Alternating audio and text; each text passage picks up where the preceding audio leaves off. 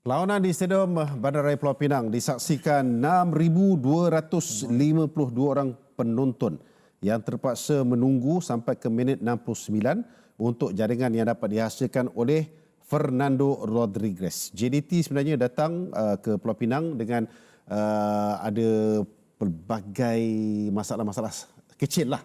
Antaranya Benjamin Mora tidak dapat bersama dengan tim dalam perlawanan ini dan kemudiannya tidak ada backson penyerang utama mereka.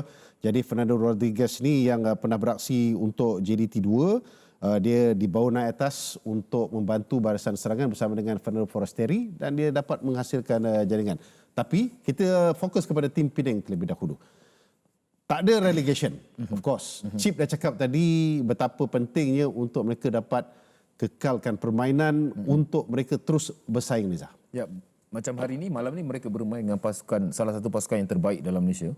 Jadi rasanya terbaik terus. Ya, pasukan yang terbaik. Jadi rasanya mereka kalah 1-0. Jadi rasanya saya rasa itu sesuai lah. Sesuai dengan apa yang mereka tunjukkan pada malam ini. Dan Chip juga nampak pemain-pemain dia bagi 100%. Dan kita tak tahu ada pemain utama yang cedera ke apa, kita tak tahu. Jadi Chip juga menggunakan penggiliran pemain lah. Dan pemain yang diturunkan pada malam ni saya rasa memberi yang terbaik lah untuk pasukan Penang. Ya. Of course, satu nama bila anda cakap tadi ada yang mengalami kecederaan, ada yang tak tersenarai, Dos Santos lah. Ya, ini satu nama yang telah menjadi viral, yang telah menjadi sebutan ramai tentang ketiadaan beliau. Saya tak suka membawa kepada andainya dia bermain sebab dia dah tak ada. Tetapi dalam perlawanan ini tadi kita sama-sama tengok Hafizul Hakim telah menunjukkan prestasi yang cukup baik untuk menghalang JDT daripada mencapai kemenangan besar. Rasanya ada dalam 5 shot on target dan 12 rasanya shot tu ke arah pintu gol lah. Dan 5 on target. Jadi rasanya memang dia adalah pemain yang terbaik lah untuk Penang pada malam ini. Dan dengan daripada minit awal dan minit akhir, dia rasanya dia yang banyak menyelamatkan keadaan pasukan Penang. Kalau tidak, saya rasa mungkin 2-3 biji lah malam ni. Ya. Okey. Peringkat suku akhir Piala FA, Penang FC akan berdepan dengan pasukan Sri Pahang, dijadualkan berlangsung pada 23 bulan Julai, bermain di Kuantan. Chip akan balik ke Kuantan. Dahsyat ni. Dan kemudiannya untuk game seterusnya, Penang FC akan berdepan dengan pasukan Melaka United. Juga perlawanan yang akan dilangsungkan away game 26/7.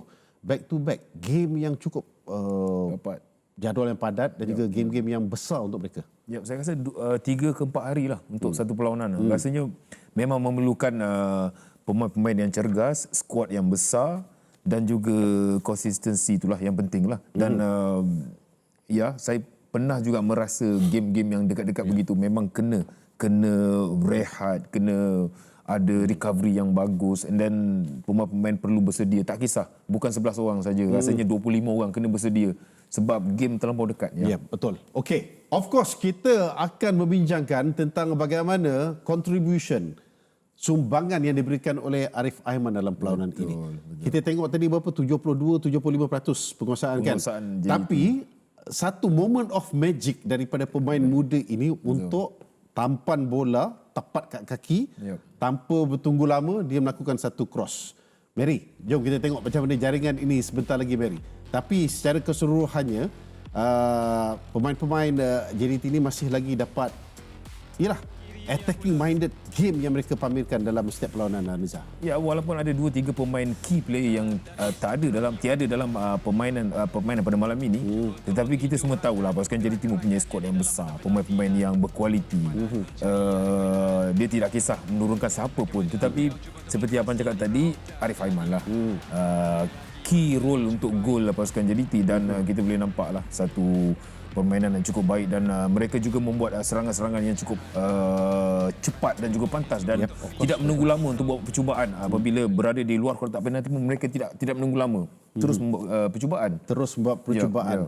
Okey, dengan keadaan seperti ini juga dapat kita lihat dalam game ini JDT menggunakan pemain-pemain yang pengalaman. Syafiq Rahim diturunkan, S. Kuralan diturunkan juga dalam perlawanan ini, dan of course Nasrul Insa di bahagian tengah. Bermakna mereka tidak mempunyai banyak masalah juga. So sekarang ini selepas mencapai kemenangan yang boleh dikatakan agak penting ketika mengalahkan Sabah 2-1, next game adalah berdepan dengan pasukan Melaka United dalam pertandingan FA Cup Suku Akhir dan kemudiannya back to back berdepan dengan pasukan Sarawak United pula. Di? Away game. Cheng. Ya. Saya tak pasti lah. Tapi ya kita semua tahu JDT mempunyai skor yang besar. Itulah tidak dia. kisah menurunkan siapa pun. Mereka juga konsisten bang. Ya, mereka juga konsisten. Walaupun menang 2-1 gol minit-minit akhir, hari ini menang 1-0. Tidak kisah, tetapi konsistensi itu yang penting. Dan setiap perlawanan mereka memang target 3 poin. Jadi rasanya ya tiada masalah kot untuk mereka bermain di Sarawak United. Mana background kapal layar? Hari ni kat stadium lah bang. Semalam kita jalan-jalan, hari ni kita fokus perlawanan. Oh, manalah tahu kan sempat pergi tengok balik ke ke pelabuhan, ke dock kan. Alright, Raja Titi Melaya. Okey. Perlawanan berakhir dengan 1 gol saja Zul. Okey. Tapi kita nampak kualiti yang berbeza. Cuma saya tertarik apa yang dikatakan oleh Zainal Abidin Hassan tadi, dia akan terus berjuang untuk memastikan tak ada relegation, tetapi Penang akan terus berjuang dalam saingan Liga ini Zul.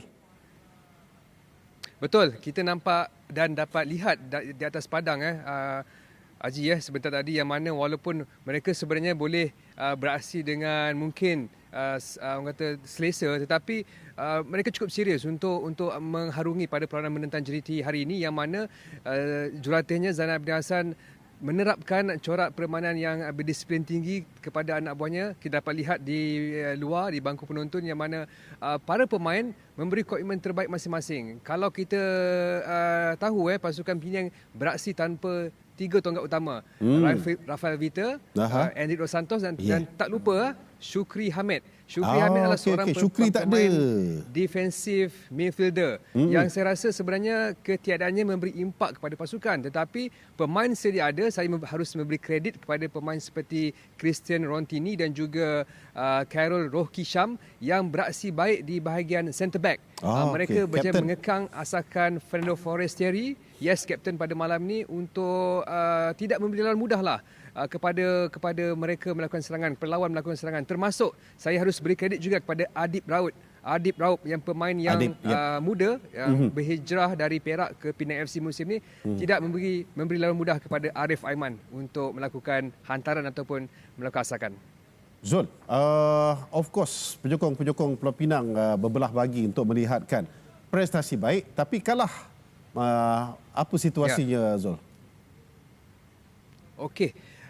Berdasarkan permatian saya, peminat atau penyokong yang hadir seolah menerima kekalahan ini dengan hati terbuka. Mereka tidak melakukan provokasi, tetapi apa yang boleh saya kongsikan, mereka hanya tidak berpuas hati kepada seorang individu, iaitu Enric Dos Santos, yang mana sebelah mungkin di bahagian penonton, di bahagian penyokong, mereka menaikkan kain rentang menulis no player bigger than club.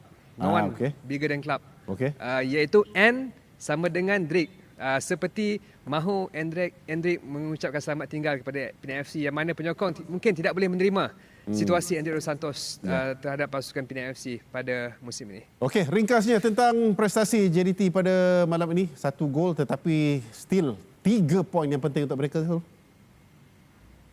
3 poin yang penting, tapi saya rasa bukan aksi terbaik. Kita tahu mereka tidak menurunkan kesebelasan terbaik tanpa jurulatih Benjamin Mora yang saya difahamkan mempunyai masalah tertentu, personal matter. Beliau sebenarnya di saat akhir tidak menyertai kunjungan ke Penang ni. Shane Lowry tak ada, Leandro Velasquez termasuk Bergson, tetapi mungkin pemain sedia ada tu sepatutnya boleh memberi aksi yang lebih baik, tapi saya rasa ada belum mencapai ataupun bukan JDT yang saya lihat lah. Saya mengikut pasukan JDT lebih lama, saya rasa walaupun pemain simpanan, pemain jarang beraksi, mereka memang boleh memberi aksi yang lebih baik sebenarnya. Oh, tak ada siapa yang pertikaikan anda follow tim ni begitu lama Zul. Okey, jangan lupa bungkus kuah ikat tepi. Bawa balik besok. Okey, terima kasih Zul. Jumpa lagi. Kampung Melayu dan maju. Alright, pasti. Okey, jumpa lagi. Kuah lebih ya.